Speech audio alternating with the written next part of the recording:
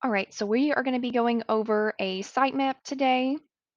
So if we go to Sitelink and we hit the map, it's going to bring us to a screen that looks like this. We are able to click and drag and scroll and zoom in and zoom out. So first, I want to go over the meaning of all of the colors of these units here. If we look out to the left side of the screen, you can see it's kind of got a little ledger for us or a little key. So the overlocked units are red.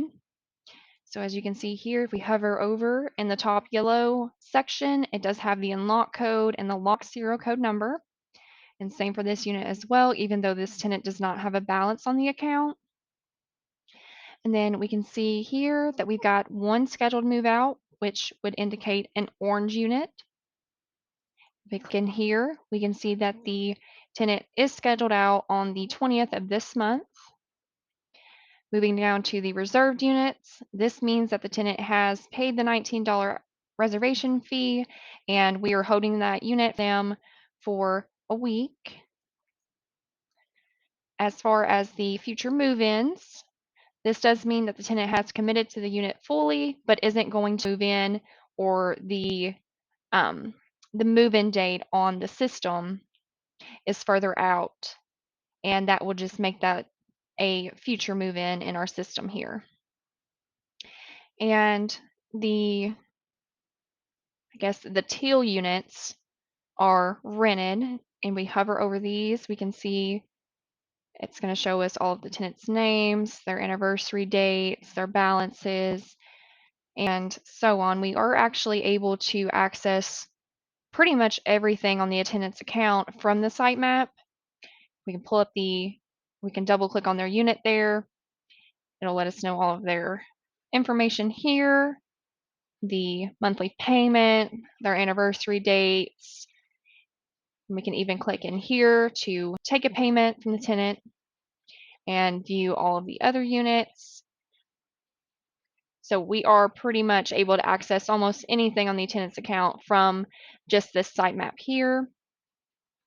And then the light green units are vacant, so obviously they're not have any tenants popping up in them in the top left up there, but it is going to let us know what kind of unit it is and the size, the area, and the rate. You can see here this one is a drive-up unit, and if we hover over this green unit here, that one is a climate control. And if a unit is gray, that means it is unavailable or unrentable. So if we click in here,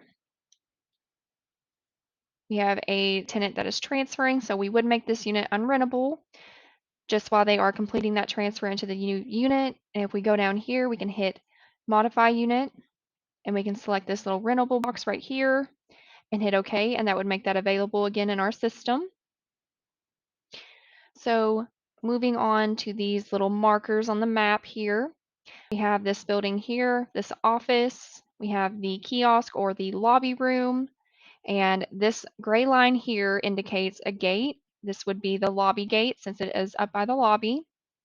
And if we go over here, we do have the other gray line, which is the gate to the Walmart side. And as you can see here, we've got these units all in rows. And this does typically indicate that these units would be a drive-up unit. If we click on here, we can obviously see that this unit type is a drive-up. Moving over to the more clustered looking buildings, we've got all of these here. If we were to double click on these, we can see that these are climate control units. And just looking here, we can see that this is the entrance to the building. Here's another entrance to the building.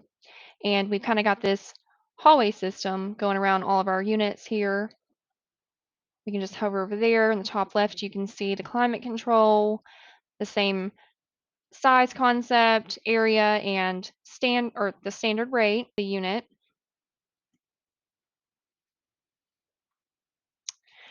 And if we needed to add a note to one of these units here, we would simply double click, and if we click up in here, we would be able to add the unit note.